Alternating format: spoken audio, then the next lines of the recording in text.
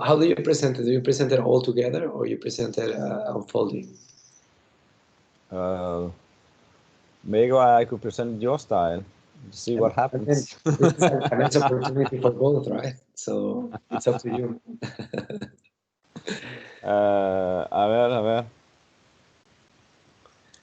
Estaba pensando, a ver, ¿cómo es? Cuando yo quiero orinar, el orden en el que aparece, yo no lo utilizaba en realidad, pero por aquí cambio de orden de apariencia, ¿no es cierto? De apariencia en lo lineal.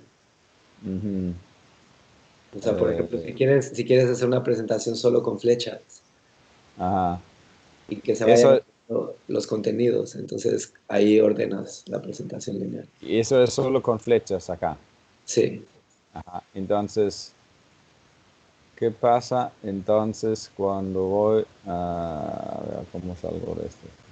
En el view mode. Si voy con lo de las estrellas. Estrellas, aquí, entonces, aquí no puedo cambiar orden. Tal vez, no sé, nunca lo he intentado. A ver. Porque cuando hago así, yo lo coloco ahí. Ya está, mira, sí puedes cambiar orden. Ya está ahí ahora, pero a veces yo estaba cambiando orden y de ahí otros cambiaron de orden a la vez. Ah, ya me pasó alguna vez, como se vuelve loco, ¿no? Sí, ahora sí funcionó normal, pero cuando lo intenté el otro día... Me pasó alguna vez al principio en el de Order, o sea, cuando lo estábamos ejerciendo, pero como nunca ocupo el de Stars Order, entonces no me había dado cuenta, ya me enseñaste algo. Entonces lo voy a revisar, ¿vale? No, no debería de funcionar así, debería de funcionar, lo pones y se queda el que pones, pero si se hace un shuffle ahí, es que tiene el mismo error que el otro. Sí, por ejemplo, el anterior pude saltar atrás y cosas así, no había cómo hacerlo. Sí. Bueno, yo creo por lo que voy a hacer ahora, simplemente ir resaltando y hablando algo así. Es lo que hice la vez pasada, ¿no? Bien. Está bien. Entonces, ready, man. Danish. Okay. ¿Cómo la conexión está buena o...? La conexión está buena. Te escucho bien. Ok. Se escuchó un poquito como de si hubiera viento o ruido, pero o sea, te escucho todo, pues. No se corta. ¿No? Ready. Okay. So, Klaus, thank you for being here. And, well, I'm here to listen about Geovrsity and the Mamoni Valley Preserve. So, well, please give us an intro into the Seven Vortex schema. Okay. Thank you, Hugo, for the opportunity to use your technology in our attempt to present what we're all about. Well, for me, it's important to understand that we are not really essentially organizations. We are two ideas. The first idea is born around Geovrsity itself. Geovrsity is really an idea, just like the Mamoni Valley Preserve is a second larger idea. So the Geovrsity itself is an ecosystem of people, organizations, companies, states, institutions, whoever share a vision here related to biocultural renewal. So we are a very diverse group of actors sharing a mission about the future, which is really about creating a healthy relationship between humans and nature. That's where we're heading. Okay? At the same time, we have another very important idea to us, because with Geovrsity, we also started creating what we can call a conservancy initiative, and that is the Mamoni Valley Preserve. It's not so much a protected area, it's really a place where we develop all the initiatives that we believe can bring about bioculture new. It's like a playground for all of us. And as all the Geovrsity members somehow are active in the preserve, it's also a conservation community. So we have two main ideas here. We have our conservation community, the Mamani Valley Preserve, and we have the overall Geovrsity ecosystem. As you see, this is a place. It's really a campus of Geovrsity. If you look at the campuses we have in general, Geovrsity has several conservancy campuses, not only the Mamani Valley Preserve. As you see, we are active in urban forest around Panama City. We are collaborating with the indigenous territories based on their consent. It's not really ours, but there's a synergy working with indigenous territories. We work in wetlands, Ramsar sites, Bayano it's called. We are developing field stations for experimental learning in Pacific Islands of Panama. And we are also working with joint management of national parks. That's in collaboration with the Ministry of Environment. So it's all different kind of conservation or conservancy communities we're involved in. They're hooked up with places, yes, but it's very important that we consider it as a synergy between the place and the ecosystem of change makers that we are in Geovrsity. Perfect. I love it, yeah. And I think in this way you are pioneering what is happening in the world. So this is the thing that I like the most, that you really want to push the limits and to make it real. Mm-hmm. Well, thank you. That's what really creates energy within our own system also. There's a lot of enthusiasm trying to hook up with each other and looking for synergy, however it could come about, and then create this context for potential miracles. Yeah.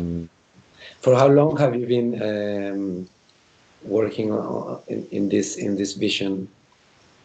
Well, there's a component that I will talk about a little bit later about our educational profile and ideas.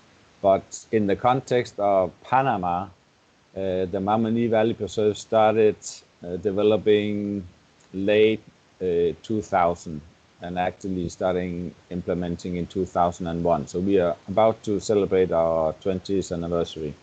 Cool.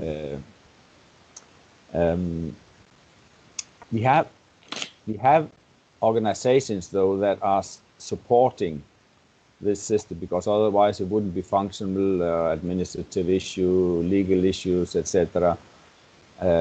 So the organization called Fundación Geovrsity is, you can say, the secretariat of this ecosystem and also for the Mamani Valley Preserve. So we are in charge of the overall governance of these two initiatives. We are not alone in the world, however. There is a large group of collaborators. Among these collaborators, there's actually a namesake Geovrsity Foundation in the US, a non-for-profit organization in the States. But more important, I think, are all the collaborators that we have. And it's like an amorph entity where you have organizations and individuals moving in and out according to their specific interest, because this is really voluntary. You don't have a membership number, you don't even have a membership fee or anything. You are here because you find it intriguing, you can get something out of yourself, and you support a vision that you really find is important in today's context. And here you find all kinds of collaborators. You have the Ministry of Environment, you have the Biomimicry Institute, you have architectural firms, you have City of Knowledge in Panama, private companies, Innovative Solar, Global Wildlife Conservation, the Biomuseum, and some of these organizations, companies, etc., they are involved in specific projects at given times. This will change over time. But they are visualized up here, and of course there will be new projects showing up. Others will die. That's the definition of project. It has a specific lifetime. While everything we see in this area here, it's actually permanent, relatively permanent initiative that we're working on. So kind of dynamic collaborations. Yeah, I mean, and also sometimes collaborators have a specific logic. If you work with the International Development Corporation, okay, you have to find shared parameters for conducting initiatives. So, I mean, we're completely open to different models of collaboration. You can say, as long as it doesn't jeopardize our mission, that's where we're not that flexible, I tell you. Yeah, no, totally. But once that you find the right, let's say, synchrony, then it is fine because you are looking for win-win situations. Yeah. So, like Geovrsity has campuses, with the main campus being the Mamoni Valley Preserve, places you can call them somehow. We also have a learning and educational profile that is, of course, integrated in what happens at all these places. We call it our School of Biocultural Leadership. It's here abbreviated as the Geo School. And this is where you find a lot of our important content. First of all, Can you zoom in because I don't see the small bubbles. Yeah. Okay, if you have it here. So if you look at the school and what's connected to this School of Biocultural Leadership, we have one element that is important. We have a very high level learning, you can say, through research projects where we work with both the Harvard University as a collaborator, and we work with the Smithsonian Tropical Research Institutes. And if someone has a research project that is convenient to carry out in the upper Mamoni Valley Preserve or all of our campuses, then we collaborate. So this school has a very high-end research component. We also have an area that we call Geovrsity Design. That is where we experiment in building with natural materials. That our strong side is certainly at this moment building in bamboo. I'm talking about the entire value chain from reforesting with bamboo, guarua mainly because that's the tensile structure that's required for structural building. But it's all the way to then design a new prototype, building them, testing, making joinery, etc. And all these, or many of these models, at least, they are showcased in the Mamoni Valley Preserve at our training facility, Center Mamoni, if one should like it. So somehow you can say that the Mamoni Valley Preserve is also a bamboo innovation center. Even though we also showcase and make workshop everywhere around in order to let people have easy access to see prototypes and what we are working on. So it's a full value chain in bamboo. Have you succeeded in bringing this bamboo technology innovation to the local people, to the indigenous people outside of the campus, or not yet?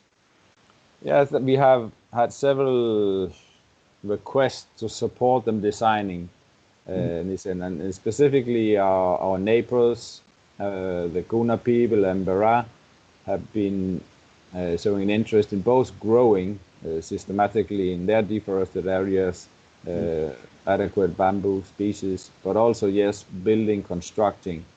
Gunayala, for instance, they have a strong, what they call island and beach tourism conduct under their principles, and they're interested in using bamboo. Okay. But we are still, I would say, it is experimenting in such a degree that we are not yet ready. We're talking about probably 1 or 2 years where we can really start implementing at somehow larger scale the value chain and the products.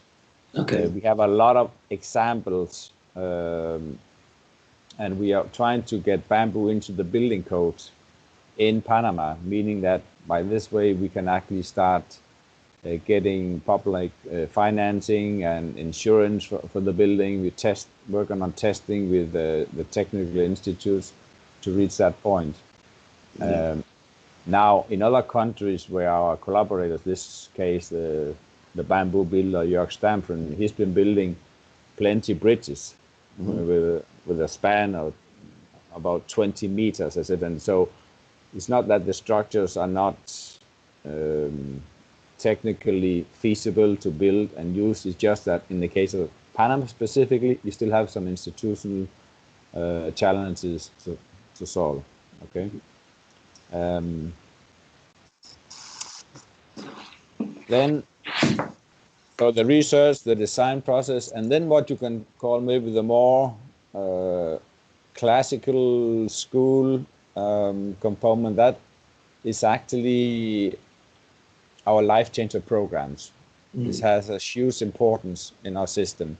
And before, when you ask about when did we actually start working with this initiative, the story goes way back before Geovrsity and the Mamani Valley Preserve. It's already a, I think, 35 years old initiative about creating youth leadership capacities, which started with the organization Earth Train in the United States with Nathan Gray, who then transferred to Panama. So the life changer programs, as we call them now, have a long history. And that is where we have a really stronghold, you can say, in biocultural learning. These programs, they are, as you can see here, they express themselves through as summer camps. We're talking about a complete geo year, what is in fact a gap year, but with a strong learning and adventurous content. And then we also customize life changer programs according to desires of different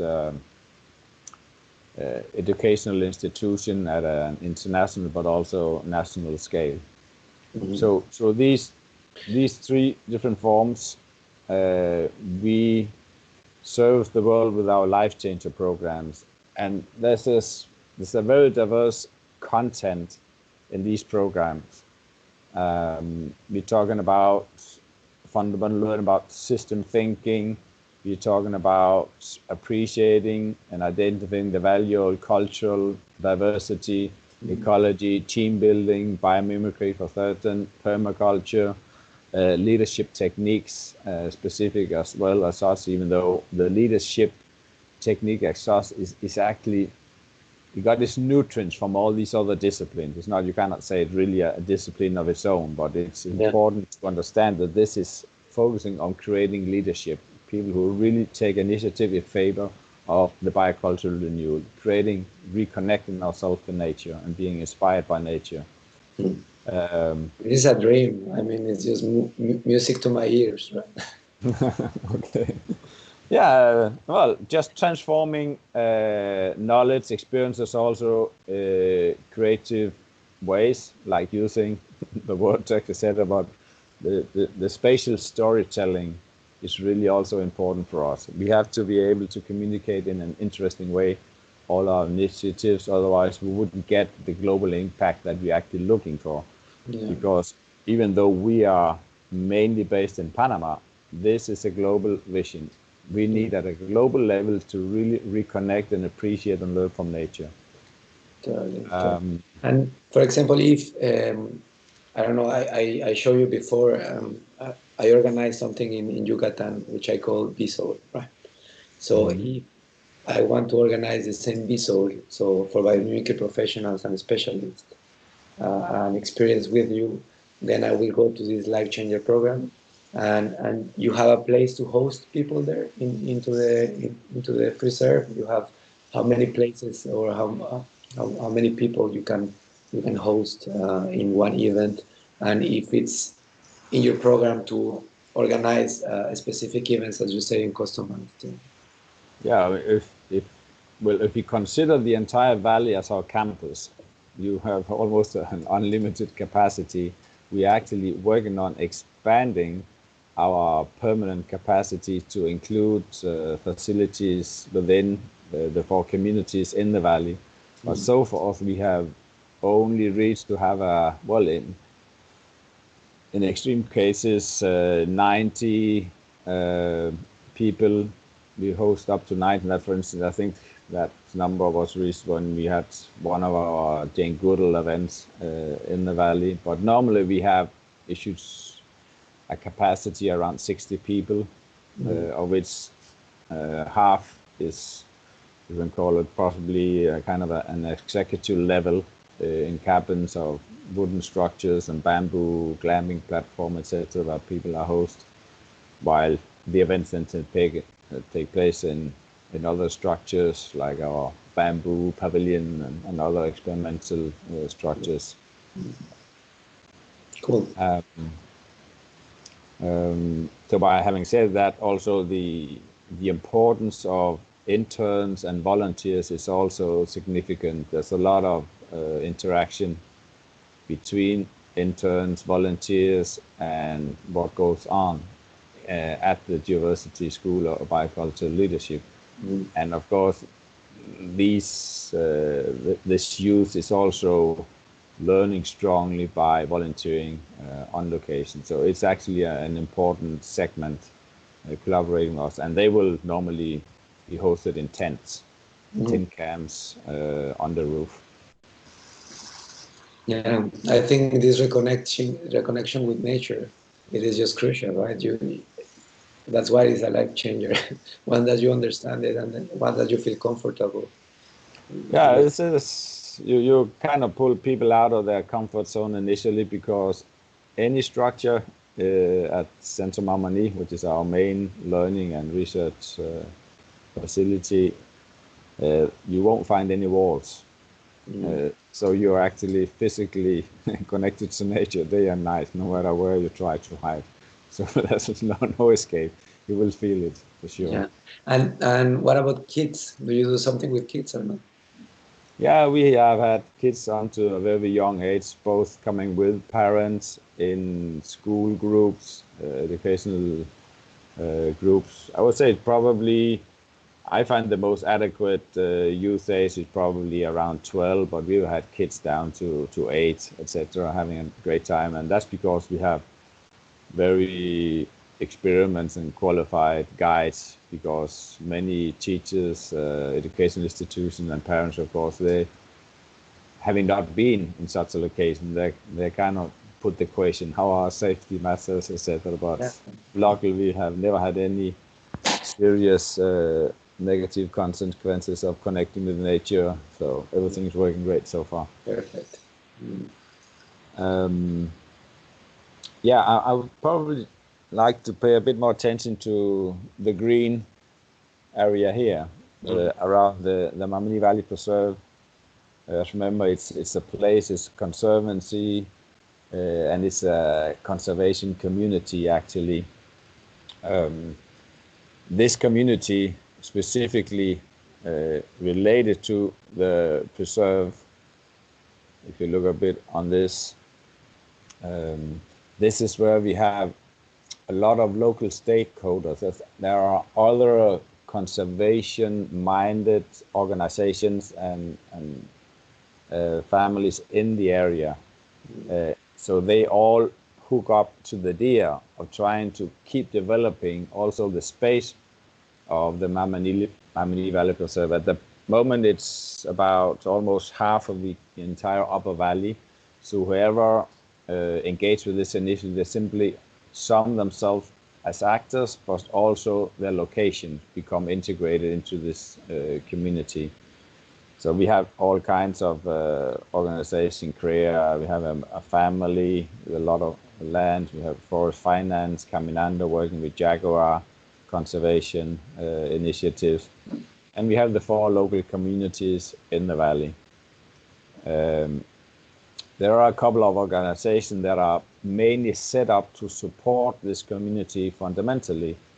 So the Mamani Valley Preserve has a foundation that's actually supporting mainly this community, but also through Geovrsity, because in Panama, we are really the only organization in charge of both initiatives, right? So it's an organization set up to support everything related to the Mamani Valley Preserve, but in strong collaboration with and through Fundación Geovrsity, being a Panamanian organization. And we also have Mamoni 100, which is it's a membership club, really, where you get a lifelong commitment to this conservancy initiative and become part of the community.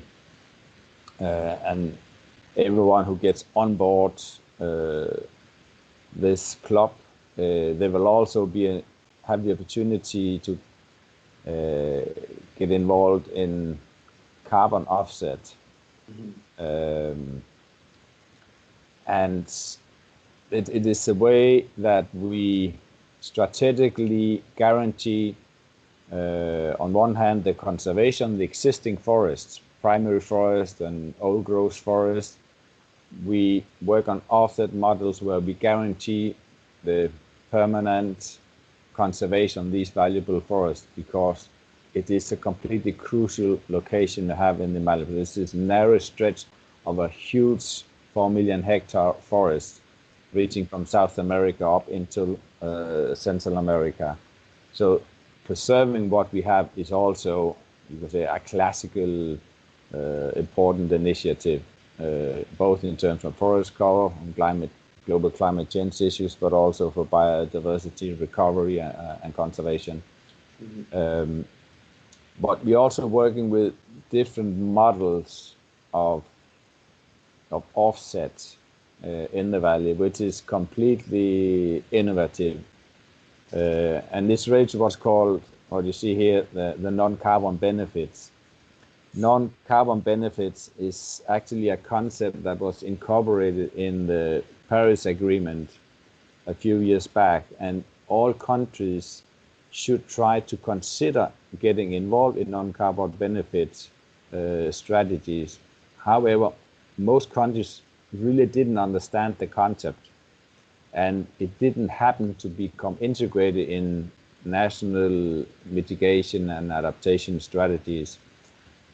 Therefore, Fundación GEOVERSITY got an agreement with other organizations in Bolivia, actually, and in combination with the Organization Forest of the World, to make ourselves, being local stakeholders, but also state focal institutions, aware of the concept and understand it. We actually had to go a few steps back and start identifying and defining what the concept is all about. Yeah. And that has happened exactly in coordination with the local communities in the valley. How do they understand non-carbon benefits, understanding that they have been used to, well, rarely, but gotten used to understand that we can actually compensate for our carbon emissions by working with carbon offsets. I mean, well, the fact that we can absorb carbon dioxide in forests and trees itself is something that's rather hard to understand at some point if you're a local population not being schooled in the area. But then you start talking about non-carbon benefits, and normally they would freak completely out. I mean, is this tangible at all? Where are we? But anyways, I'm not going to make a speech about non-carbon benefits as such in detail. Yeah. I only want to mention that the traditional carbon offset project have had a lot of challenges. For instance, if you look at reforestation projects, it was seen, for instance, by the Panamanian Ministry of Environment that as low as 10% of forests being generated as plantation, only 10% kept standing. So the question, what's going on? What's really lacking? And one part is lacking in these kinds of projects is certainly the local benefits from such initiatives. I mean, the ownership and sustainability issues needed to be attended far more than it had been so far. But in the future, really, we can start compensating for our carbon footprint by investing in types of initiatives that are not directly linked to carbon sequestration. That includes benefits in economical and social sense. It's also improved ecosystem services. And what, of course, is interesting from our point of view, that investing in biocultural benefits has been highlighted now based on an agreement by the participating parties in this project, meaning the fact that if we can connect people better to nature, then we will have a far better chance to actually adapt ourselves and mitigate climate change. So somehow we open the door completely in the types of initiatives that can be used for compensating your carbon footprint. So bioculture will be this transition into adapt humanity to nature somehow, or yes, let's say classically we have heard about environment education. Okay, you shouldn't litter, take care of your solid waste, etc. If we call it a biocultural issue, it's really to learn about how people interact with nature. It's not so much whether you litter. It means the connected interaction, the interdependence. And that's, for instance, where indigenous knowledge suddenly become incredibly relevant. And it's important for us to compensate this way, investing in biocultural matters, that we have indigenous neighbors, being both the Kuna people from Kunayala on the north side and the Embera communities in process of titling collected at the moment, the Embera communities in what's called Embera Ehuaso, the heart territory of the Embera people on the west side. But also, for example, Mamoni Valley Preserve as like Geovrsity on its own, because you are presenting also a way to have a different kind of interdependence with nature in a different model that is not specifically indigenous, but is aligned with this kind of values to reconnect with nature. Yeah, because this, you can say, in many cases, indigenous people, you can say, they're in a process of being or deconnected from nature by influence from the outside. So when we connect to indigenous neighbors and cultures and knowledge, it's making sure that we take advantage of the traditional knowledge they have available. Yeah. But not only to strengthen this renewal process, but also to make the indigenous people themselves reflect and value their traditional knowledge, even in a modern world that is changing in not that favorable way if you look at climate change issues, but also in economical processes, etc. So that it's actually has synergy. I mean, we are actually working with indigenous people to strengthen our world and their world in maintaining and developing, getting the best out of knowledge, which is fundamentally, yes, inspired in nature, because indigenous people really have a connection to nature that is beyond what we imagine normally in our westernized cultures. Yeah. And ecosystems is all related to biodiversity. And do you have something inside that is very specific, or is it just in general terms what nature is, like nature content? Well, now at this moment, this is related to the Mamoni Valley Preserve. But what you have to think is that all these campuses that you have here, they have different ecosystems. Yeah. So if you talk about developing carbon offset models, or if you're talking about even developing different life changer programs, the ecosystem you're within defines, the place defines how you make research, define how you can offset, defines how you can learn, etc. Yeah. So as a matter of fact, when we are building at this moment our geo year, we let people circle in between the different ecosystems to have different approaches, understandings of how humans relate to nature, because the place matters. Yeah, totally. And I do agree, because it is not always the case that they see it as an ecosystem. So as I was telling you, I saw this idea on watershed management, bioregions. I don't see them going into different ecosystems into the bioregion because for me this is the contextual unit, the ecosystem. So I can be in the same bioregion, but if I live in the coastal dune, it's totally different than if I live in the salty river on the side. Yeah, yeah. So you just have different ecosystems. So the key is to adapt yourself as a group or as an inhabitant to any given specific ecosystem. Yeah, and we, well, now that I mention, I mean, you say adapt to an ecosystem, and I talk about traditional knowledge, somehow that could seem a bit conservative.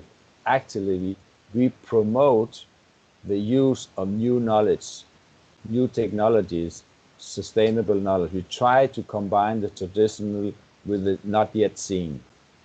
That's why we are also a space for innovation experiments, extreme experiments. Of course, it's valued whether this jeopardizes whatever initiative we also support and stand for. But it's really important that we consider for us that we can ourselves as a learning ground, experimental ground. I didn't know that you were so involved in biomimicry. Oh yeah, this was a great surprise to me because it is not, I don't know if I have so many other places, like I think on my own place in Yucatan, and I was making this mix, but I haven't seen so many places using biomimicry and indigenous knowledge, like ancient knowledge, brought together. And I think this is actually the future. So if I'm understanding well, once that you can apply this model, you can move it in different ecosystems and you will be always reconnecting. And I think this is where Seven Vortex and this alliance makes a great point, right? Because you want to connect this knowledge in so many different ways that it actually adds value to this balancing between humans and nature. Yeah, that pulls me somehow back to the group of collaborators on what we do here, because if you look at this bubble here, individuals next to the Biomimicry Institute, where you also have a connection, this single bubble is not shown in this vortex or model, but if I clicked on this one and I'd open it up, and you could see who you would find in there, the brain capacity available to the Geovrsity ecosystem to me is really impressive, and we have a lot of biomimicry specialists in this bubble, and I hope somehow you can present some of those as well. Because I've been on learning about you, right? I didn't know about you before, and I think it's a great surprise because usually it's more marketing, less content. In your case, it's just the other way around. You have beautiful content and very specific positioning, which I think is the right way to go, and we have to move forward somehow. So I've seen that you also have inspired things. So, for example, when you talk about life changer experiences, and I moved it into inspiration kind of thing, and then I was trying to make a list, and I said, well, you inspired talks, like conferences, TED Talks kind of things. You inspired movies like Avatar. You inspired software like Ubisoft. You inspired business innovation with the nature of business. IDO has been there, so you have been influential also into Silicon Valley at some point. You have hosted great people like environmental activists such as Jane Goodall, and you have partnered with education institutions like Harvard and Redlands and all these kind of things. So for me, it's such an interdependent and complete and a strong ecosystem that you are building there. And sometimes I'm missing what you have already changed, at least not in quantitative numbers, but in such just beautiful stories you have, and you have it all in the multimedia vortex, right? But I really see this as a value of if we can, for example, understand Avatar And then how many people have watched Avatar? Mm-hmm. Your impact, it grows exponentially because of the leverage point that you have touched in terms of people over time. Yeah, it's, I think what attracts people, organizations, etc., is the fact that they have no obligations of any kind. They can enter, get inspiration, leave, come back. So it's completely dynamic, the relation the people have in this ecosystem. Yeah. And And that I is, will. you go Mhm. very much into experiential learning because this is what changes the life. Yeah. Um, okay, thank you. Well, maybe I just a short word about this last issue here, so you have a complete understand what's going Yeah. on in the Mamoni Valley Preserve, because uh, normally you have very strict models for um, protected areas, surveillance. We are trying to, in this case, to develop alternative ways of monitoring and learning from what's going on in the valley. Uh-huh. We try to create combinations between free available software, high-tech satellite imagery from the European, the US space agencies, and connecting it to what we can detect on ground. We call it actually eyes in the sky, feet on the ground. So we combine information from space and on ground with the local populations. So these value surveillance models we try to develop in collaboration. In this case, we are hooked up with Forest of the World, Redlands, and Global Wildlife Conservation, try to combine technology and see how they can interact in our preserve in this case. So just to make sure that you got a short introduction to all the initiatives going on in the valley.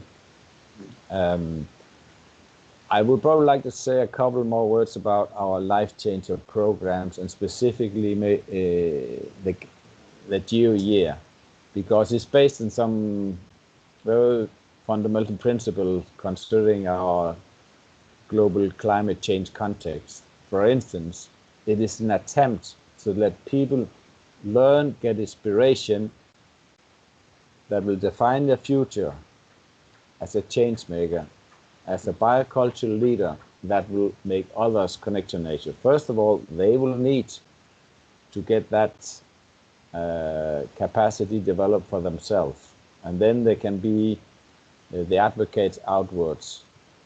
But the principles, or you can say the success criteria for this group of people is, on one side, that everything that they learn is based on a zero carbon footprint travel network. There's a grid in our Panamanian context where people should move around by their own force.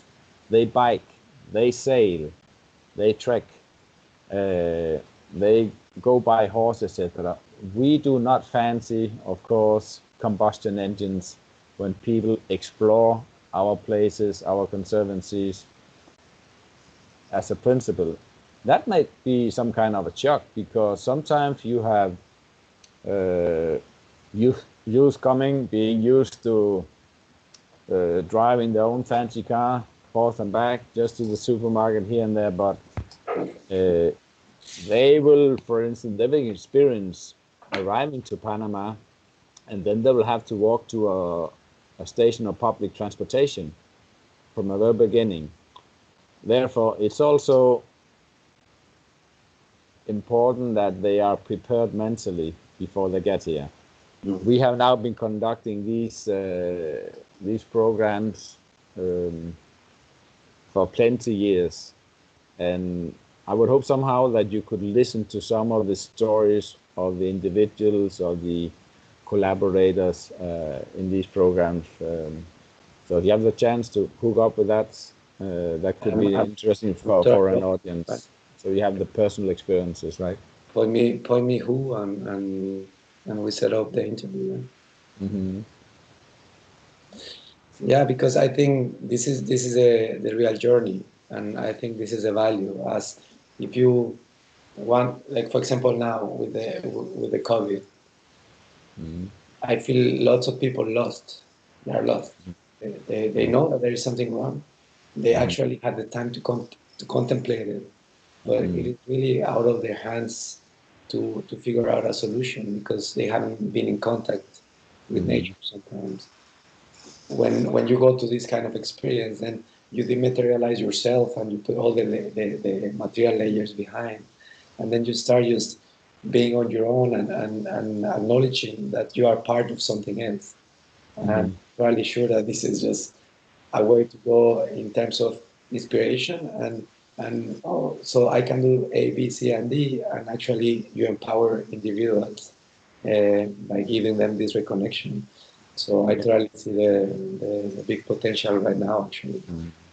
Yeah, some youth is a kind of lost or continue. Where do we go? Where do we go now? That can go to my next level education in the States. So what's it? We invite, well, get Yeah. here, take your not your gap year, take your geo year, get inspired, meet others who have the same motivation to become a leader, because if they have no motivation at all, they might not fit in. But Yeah. people who really want to support our vision, they will get the best schooling I can imagine, at least, including my own daughter. I Yeah. hope she will attend soon. Um, Yeah, and it's a beautiful place also to share in between generations, right? yeah. Like, it's a dream just to be there, also trying to encourage all these people and encouraging yourself to make it better. So actually, you have youth that needs inspiration for the future, but you also have existing youth leaders, uh, and our offer is exactly uh, to show them this is a home place for all youth leaders in the world. Mhm. Last year, we joined with some of them traveling from the Pacific to the Atlantic side of Panama together. And apparently, even being you can say, a biocultural leader, you get quite a value out of meeting up in this system, because when you move around, when you learn with Geovrsity at our School of Biocultural Leadership, you get so much diverse inspiration from cultures and nature, while you are with your brothers and sisters, you can say, meeting for everywhere in the world. So I think it's a place to reload, to regain inspiration, to find highlight, to figure out that you are not the only leader in the world, and that mass of youth leaders will just keep growing through the Geovrsity School of Biocultural Leadership. So you have already somehow experienced youth leaders, and you have new candidates, and this ecosystem of youth leaders just simply just keep growing, because we are already old. We've been the cause of this degradation of planet Earth. We need this generation to really become active, and that is what I believe all of us at my age and about we are trying to deliver for the future. We Yeah, have to connect with youth also. right. Totally. There is something else because I do agree with what you are saying, and at some point, then I was young, and now I'm getting old. So Uh-huh. uh, uh, I feel, for example, biomimicry professionals, we don't have a place to reconnect.